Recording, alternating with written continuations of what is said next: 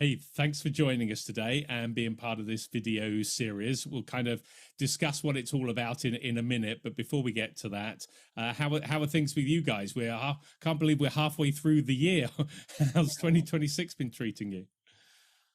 Really, really well. It's been a really interesting year. I'm sure, like everybody you talk to, things are moving very fast. There's a lot of fun and interesting stuff. Seems new each day, right? To learning to consider. So it's been a wild year. It's been a lot of fun. There's a lot of really cool stuff going on. Excellent. I look forward. And what we'll have to do is we'll have to get you onto our predictions that we like to do at the end of the year.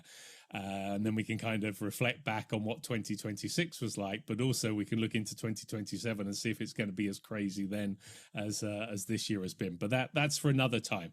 This discussion is really about, the whole shaping of this conversation came from the thought that everyone was talking about AI, but everything is written assuming that every hotel is ready to just layer it on and away we go. And it's the magic wand that's going to solve all the problems. And the reality is we know that kind of isn't the case. But rather than hearing me prophesize about it, we thought, well, let's get our partners on board and they can actually talk about what they see, what they hear, and what they experience, as you are the guys who are dealing with hoteliers all the time. So with that in mind, let's dive into our first question. So all of our audience is within the commercial space within a hotel operation. So revenue, marketing, distribution, sales, GM. So we're taking this topic from that perspective. So the first question I want to throw over to you is, how do you assess whether a hotel's current commercial operation is genuinely ready for AI? And what do you see as maybe some of the most common gaps that you find that maybe people do admit to or maybe don't admit to? Oof, that's a $1 million question, right? So I actually think that question and kind of that categorization itself needs a little unpacking to really be answered well. To me, to an extent, questions like that, it's almost kind of like asking, are you ready for the internet 25 years ago? Yeah. Because AI covers so many different technologies that solve very, very different problems. So being ready for AI really only means something once you know what you're talking about and what specific thing that you and your commercial team are looking to improve. Yeah, good point. Right. So, the first thing that I would look for, or, you know, in assessing if people are ready is, can they answer that question? Like, what specific outcomes are you trying to move, or are you trying to influence? Because we want to incorporate more AI is not a problem statement, right? You can solve it, but it's not going to be effective or worth anybody's time. Yeah. So, you know, not not responding to the market quickly enough with price changes, or your inventory statusing and restrictions, or not getting the right type of spend to the right type of marketing, etc. Those are actual problem statements.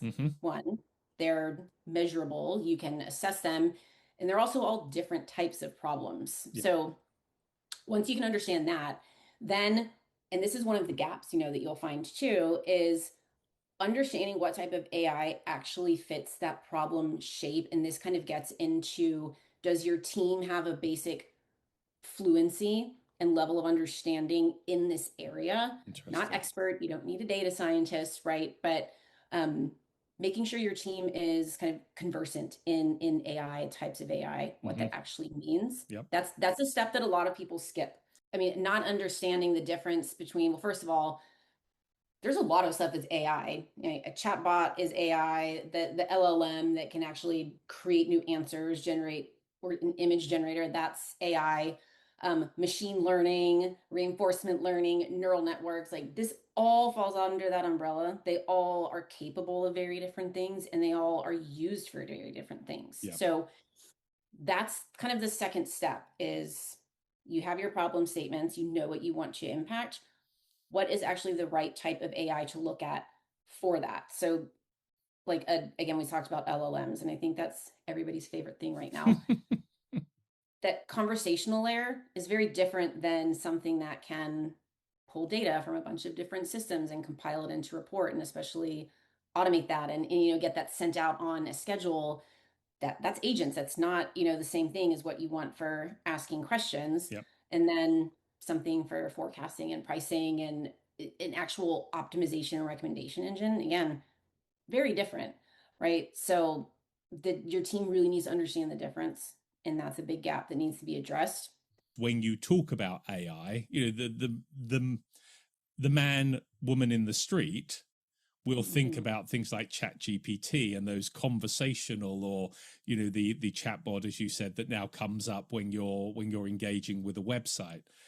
But that's a very limited scope, in a sense, of what AI can do. But that's how people perceive it. And so I think you're highlighting the problem, and then what is the tool that you might need, and then what is the understanding within the team. Yeah, I think they're very critical factors. What's interesting is that you're the first person I've spoken to that didn't use the word data at the starting point of the answer.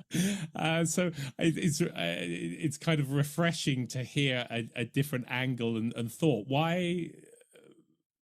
What made you feel that way of answering was what was front and center in your mind?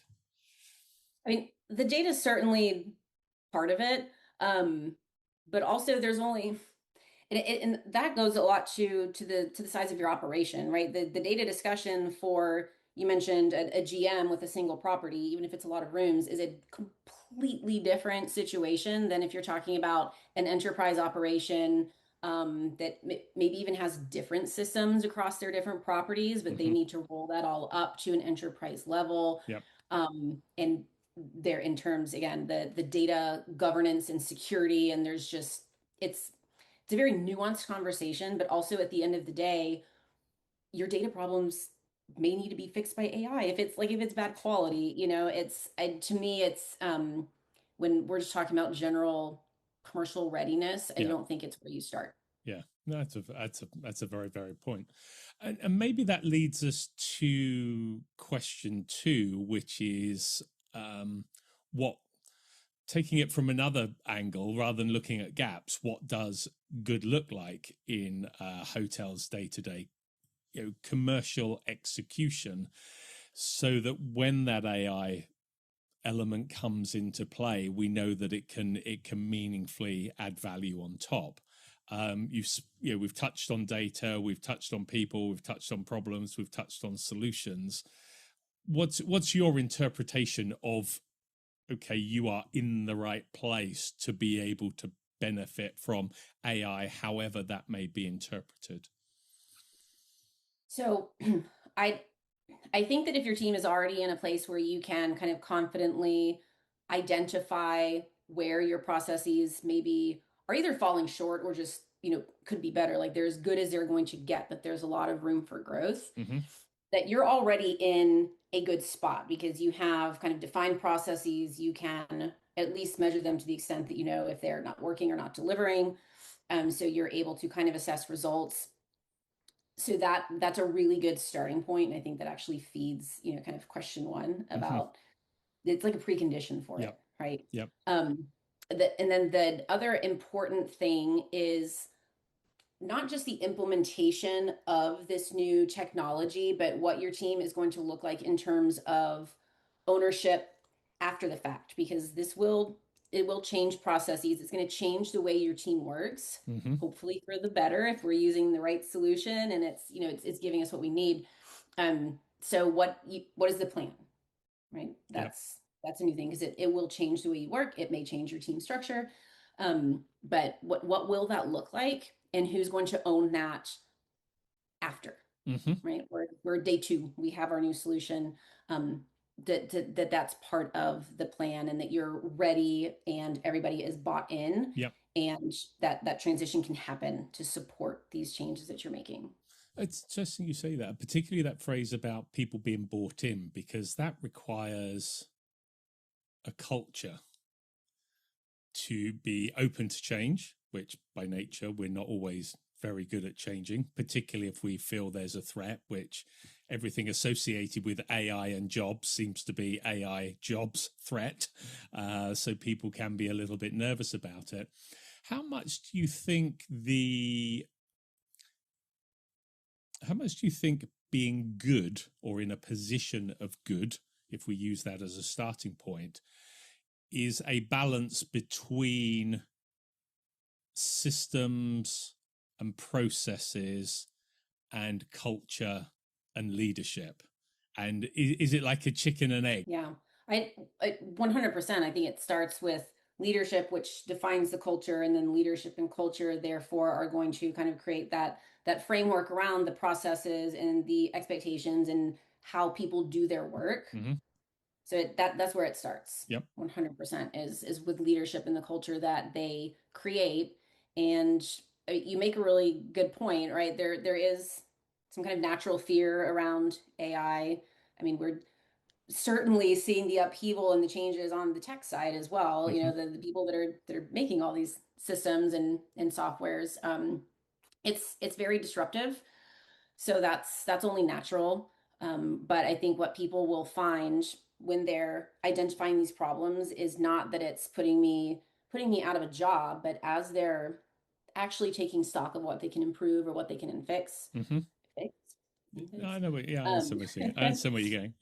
Yeah, and looking at that ROI and that value creation, that I mean, that's a little cheesy, and I feel like probably oft repeated at this point, but it makes you better at your job, and it also lets you spend more time on the areas that the AI can't touch, right? And that's where your value should be in the first place. It's interesting. I was reading an article last week, and most people know about the Pareto's principle, you know, the 80-20, like, you know, 20% of your customers deliver 80% of your business, for instance. And someone was positioning it in a slightly different way. And he said, right, well, if AI could do 80% of your job, what would you be doing with the other 20%?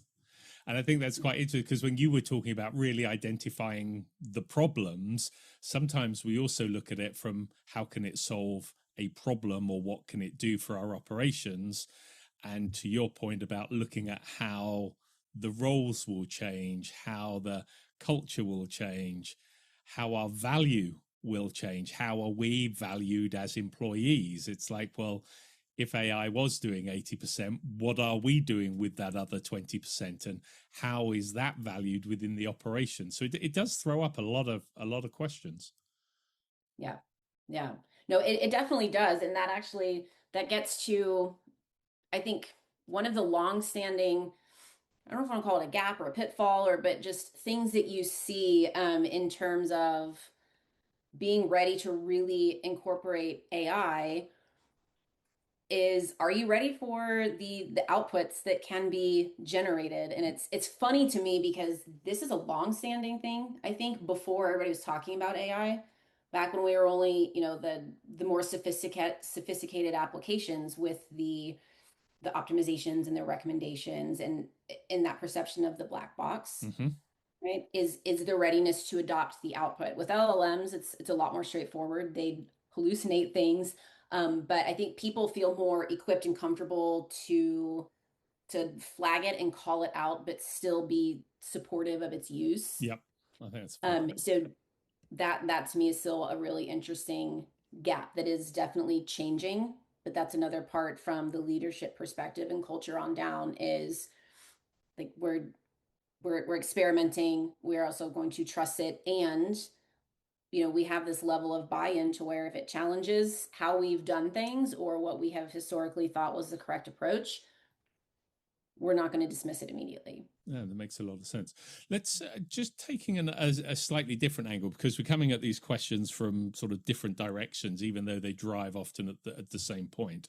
So if a hotel came to you today, so, you know, working on that basis of, we know we spoke in the first question about having the gaps. We've now spoken a little bit about what good might look like.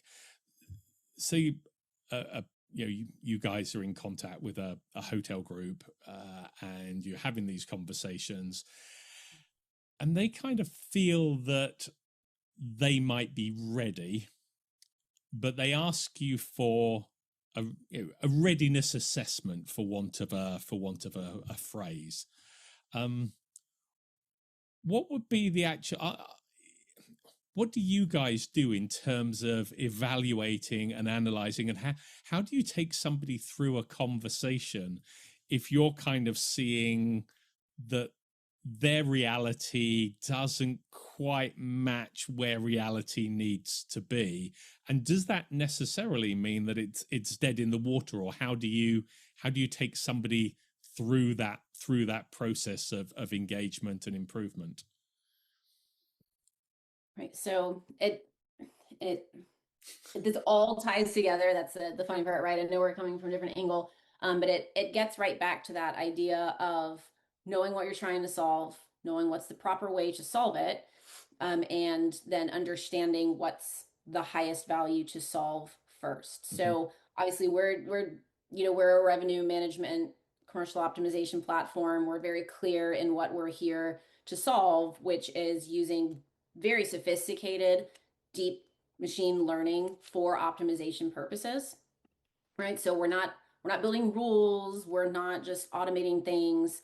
We're really putting in place a system that will learn and adapt frequently, and really personalize to your hotel's performance. Mm-hmm. So we walk them through, exactly, this is what we do, this is why, this is how we approach it.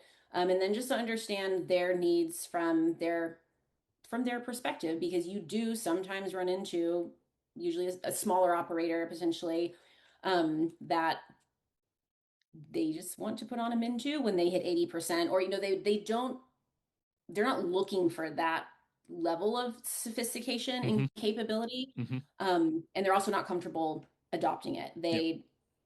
They're looking for something different, a little more simplistic, more rules-based, etc. But to me, that's not really an AI readiness issue. That's more system specific, right? Yeah. So that comes back to your point about trusting, like that black box thing, isn't it? And if you're letting something go, like a automated driving car, where some of us still like to have control of it a little bit. Yeah.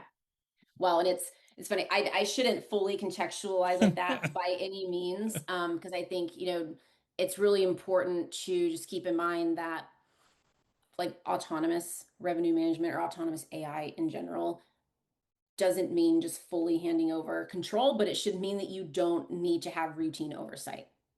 Yeah, right? That's a good point. Yeah. I see what you mean. There's that trust, there's that buy-in. You know that it's doing a better job than you could, because there's way too much data to crunch. Mm-hmm.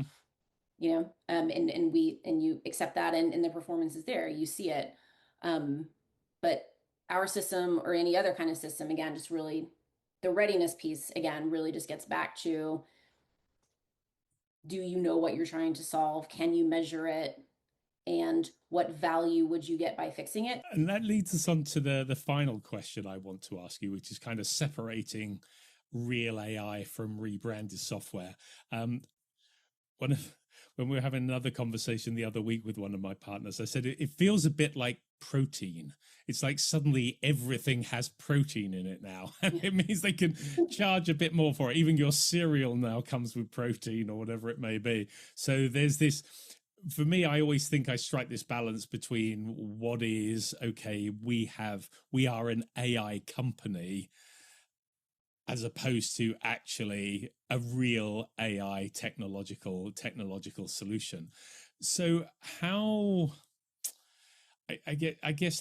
do you help somebody to know, or how would you advise somebody to know whether what they're looking at genuinely creates value, and where in the guest journey AI is actually moving the needle, rather than it just being, we are AI enabled, or we are an AI company that you see in a bit of marketing or in a pitch deck? Yeah. That the question of the day, I think, for everyone right now. I mean, everybody's going to say AI, but and the reason is twofold, right? One, because everybody wants to be perceived as AI, but then also because there is to a large extent in a lot of the market. Again, not that depth of understanding or sophistication in AI and its applications. So back to the point you were making at the first in the answer to the first question, the kind of variety of applications and understanding them. Yeah.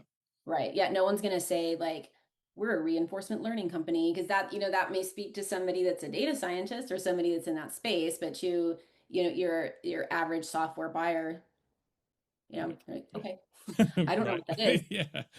Let me go to ChatGPT and ask what that is. Exactly. Right. And okay. Thank you. That's a perfect bridge. Thank you. And it's funny because I think that is language models like ChatGPT or Claude or, Perplexity, like whatever you want to use. I think that's where this is showing up most clearly right now in a lot of software, is bringing in that type of functionality. Yep. And kind of this perception, both intentionally from the company side, but then also maybe from the consumer side, that like, oh, that's AI and that can do all these things that I need AI to do, that we already discussed need different types of AI, because a general language model, it knows a lot, right? We all talk with those every day, but it learned it from text on the internet up to a certain point in time, right? It was heavily and widely trained, but it was trained on stuff on the internet. Yep. So when you're using it for data exploration or help writing queries, pulling data together, just asking things, discovery, it's fantastic. And that's what it's for. But if you're asking it for strategy recommendations, for example, or, how's my pace? Okay, great. What should I do with my rates? What's my rate strategy? It's just generating an answer from patterns it was trained on from other text, right? Yeah. Applying it to whatever numbers it's getting out of your system at that moment. It's not learning. It doesn't take that into consideration next time. It doesn't incorporate it into any cycle and have that show up later when it's trying to generate more output. And that's just a really, really important thing for people to remember when we're looking at these AI companies or AI. Yeah, that's a really clear way. It's you see a lot of people have built AI into their interface to interact with the data that you have in the system and maybe provide a summary or something to that effect. But the degree to which it's actually behind the system driving, it's almost like your dashboard telling you that your tires are running a bit flat or the engine might be running a bit hot, rather than it actually being the engine and the drive shaft and the suspension itself that is actually moving the vehicle. Exactly. And I don't want to diminish the huge value. No, it's just differentiating between it, isn't it? Yeah. Which is the question we were asking. How do you separate the two out? Yeah, it doesn't change what's underneath, right? No. If you don't already have those type of engines and models that you've been building and refining and compounding over time, because that's how those things improve, that then you don't have that underpinning any of the output just because you can now chat with your system. Right. And to me, that's one that I see coming up quite a bit. I think especially with some of the consolidation we're seeing, people wanting to wanting to own more of just kind of the full workspace across the tech stack. Again, it may be easier to do some of those things across, but it doesn't change the fundamentals of what is underneath and where those pieces are coming from. So those type of capabilities, I actually really liked your analogy at the beginning. So it's kind of, you have a leak, you have an electrical issue, whatever. Sometimes you may just need a handyman that can like rewire a lamp and, fix a leaky faucet. But sometimes you need a master plumber and, a very specialized electrician, because you're talking about, the entire wiring of your house or all of the plumbing and the foundation. Those are very different things. Yes. Yeah. No, I think that's a very good point, and worth emphasizing, as you say, that yes, nobody's diminishing any way that AI is being utilized or interpreted.